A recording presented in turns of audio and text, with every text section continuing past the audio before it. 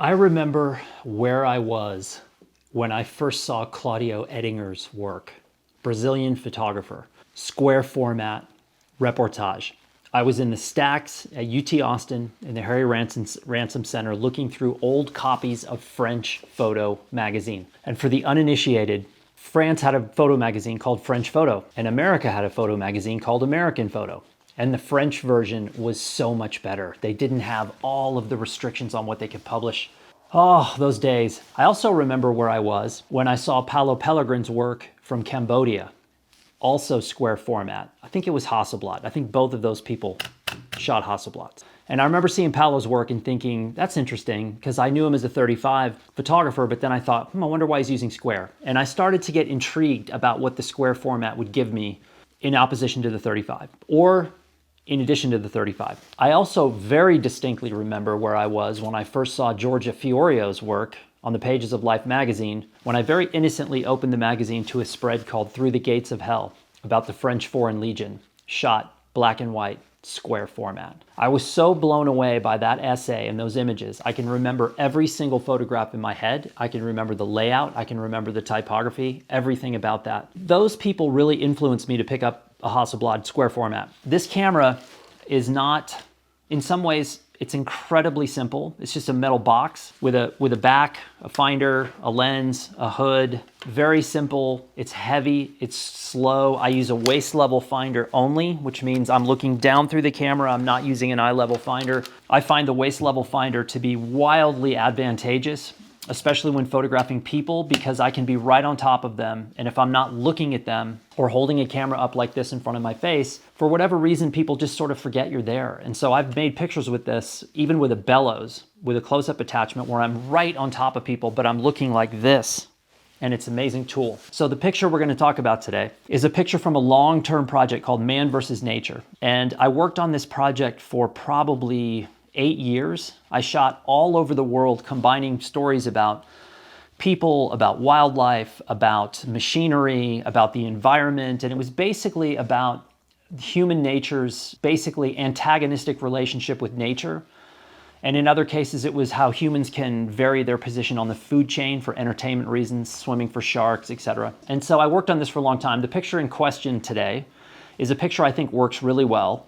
It's from a project, a part of this project where I shot out in the California desert. It's at a place called El Mirage Dry Lake, and it's during something called the Land Speed Timing Association, something like that.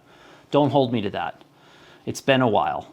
My memories are faltering with all the Slack messages, emails, text messages, direct messages, all that stuff. You know, the nonsense that we have to deal with on a daily basis. So I go out there, I shot up with this group of people probably 3 or 4 times over a period of a couple of years. I shot with 35 mostly, with the Leica. And then one day I decided to take the Hasselblad. And the thing about the Hasselblad is, especially with the waist level finder, it is not the fastest way in the world to shoot. There's no motor drive. You're looking down through the camera, you're moving. It can be very discombobulating if you're moving fast. The reason I think this picture works is it is one of a series that I made within about a 60-second time frame. I'm only going to show you one of them today, but there's others in this group that I think that work very well together as a picture package, if you will. Picture package is a 3 to 5 picture series that would most often run in a newspaper, magazine kind of thing. Not quite a photo essay, but more than just a single image. This was sort of the signature image of all the square images I made at El Mirage. And again, a guy came up to the starting line on an old Norton. He couldn't get it fired up. And so he tried and tried and tried, and the support crew came in and they said, you got to get off the starting line. And so they were pushing him, and the guy is literally pushing. I have one frame of this. So I had to follow focus with a Hasselblad, with a waist level finder. So you're looking down and focusing like this. That is not easy. That came from me using this camera over and over and over and over again. But the exposure was right the moment the guy's foot off the ground. Let me break it down a little more and show you what I like and don't like about this pic. Well, hello friends and family. I just did this entire recording and realized that I didn't select the right screen to record from. So I got a nice giant black recorded square rectangle for the last 5 minutes. So guess what? I'm going to do this again. As I mentioned, Hasselblad waist level finder. I think it's a 503 CW Hasselblad with an 80mm lens hood, waist level finder. Very, very, very basic operating unit. Nothing fancy, no meter. I'm at El Mirage Dry Lake in California. I'm working on a project called Man vs. Nature, which I worked on forever. Nothing really happened with that project. I never got it to the point where I thought, okay, this is complete.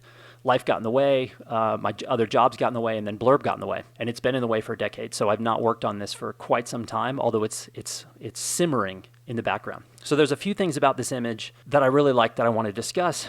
And the first has nothing to do with making the image, it's what I'm presenting to you. This is what's called a full rebate scan. Let me zoom in here a little bit. You see this border here? You see how along the edges here you have this nice black border, and you have those curves at the top, and you have little notches here? That's because the entire piece of film has been scanned. I love full rebate scans, especially when there's an image that has a ton of really hot space around.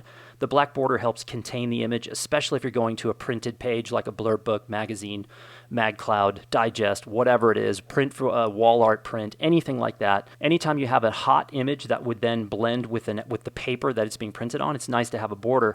And to me, there's nothing cooler than a full rebate border.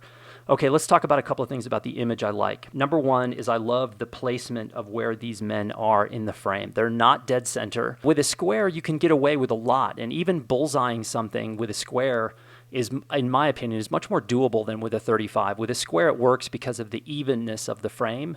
But in this particular case, I like the fact that they're off center. Now, you could argue that they should be on the other side of the frame because they're moving off camera to the left, but I don't know. I kind of like it. And again, one frame, waist level finder, guys are moving. It's not easy. And yes, I'm blowing my own horn.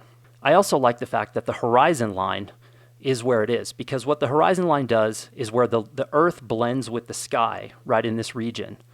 You're basically emphasizing the starkness of the environment that I'm in. So this huge expanse of sky is what I'm after. I want you to see that these people are basically on the surface of the moon. That's what it looks like to me.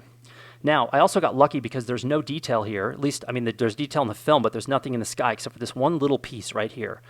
Again, I like the simplicity, the starkness of what that gives me. Two more things. Exposure. Look at the detail in here. Even the darkest places, and this could easily be brought out with a little dodging and burning, but there's enough here. I see the number on the side of the tank. I can see detail in his clothing. I can see detail in his face. That makes a huge difference. If I'd blown that exposure and lost that detail, the picture would not have been as strong. And lastly is right here. His foot's off the ground. And I've stressed this before with documentary photography. Cartier-Bresson called that the decisive moment, where you have a moment that's never going to happen again, and you get it in one frame. And I think for me, the vast majority of the best images I've ever made have been one frame images. Very, very, very, very rarely am I sitting looking at negatives and having 30 or 40 versions of a scene, and then that scene ends up going on to become one of my best images. That rarely happens. I have done things where I've shot motor-driven sequences, where one frame of the sequence is better than anything else, but even those are rare because I haven't worked with motor drives in a long time. That basically is it. That's what I like about this image. It's very simple except for how it was made. And then with enough practice, that became, pretty routine, and I was able to do this stuff on a fairly regular basis, at least in terms of track focusing with a waist level finder, things that were moving. But this to me was a very successful image from this day, again, part of a picture package. And then this particular story was just one story of a ton that went into this overall project. So hopefully that was helpful. What'd you think? Did you think that was decent? Was it good? Was it not so good? Inquiring minds want to know. That's the kind of pick you get from Hasselblad. I hope that was helpful. Hasselblad is a very interesting tool, like I mentioned before. You don't have to think about horizontal and vertical. And also it really opens up the design world. Hopefully that was helpful, and I will be back with another episode about notes on photography.